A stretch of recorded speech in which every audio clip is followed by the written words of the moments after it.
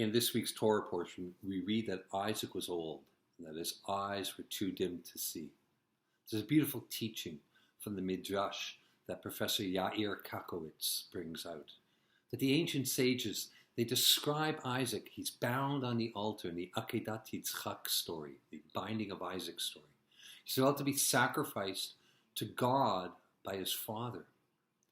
They describe him as having lifted up his eyes towards the heavens, where he saw the glory of the Shekhinah, God's indwelling, God's presence in this world.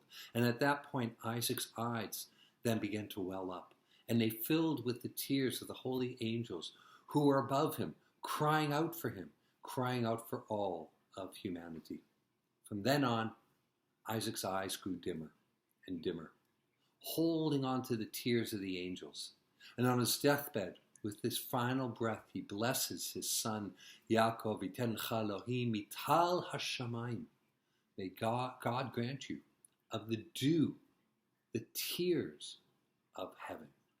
Perhaps because our hearts are broken.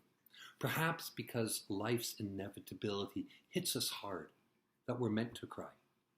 I love how Rabbi Abraham Joshua Heschel, he speak about that people were embarrassed that he worshipped a God who displayed those human emotions, of those so very human emotions of jealousy, of anger, of sadness. And instead, Rabbi Heschel taught and inspired us that he was proud to worship such a God who cares, a God who refuses to become indifferent to the pain, indifferent to the suffering of his beloved children.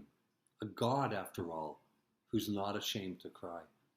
The great Hasidic master, Rabbi Yehuda Tzvi Ashtraten, he once asked how he was able to remember the seemingly endless requests for prayers on behalf of the hundreds and hundreds of supplicants who would flock to him on a weekly basis. How could he recall each and every concern to accurately enumerate them when he prayed to God?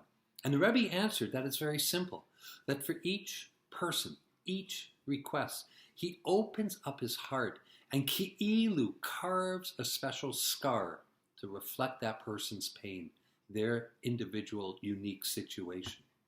And when he prayed, when the Rebbe would pray, he would simply bare his scarred heart, the detailed engravings of the agmat nefesh, the suffering of his children, of God's children, to God, the parent.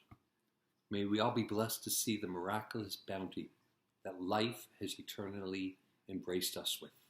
Every morning we say, Baruch atah Hashem, Elokeinu melech ha'olam, pokeach ivrim. You are the source of blessing, Adonai.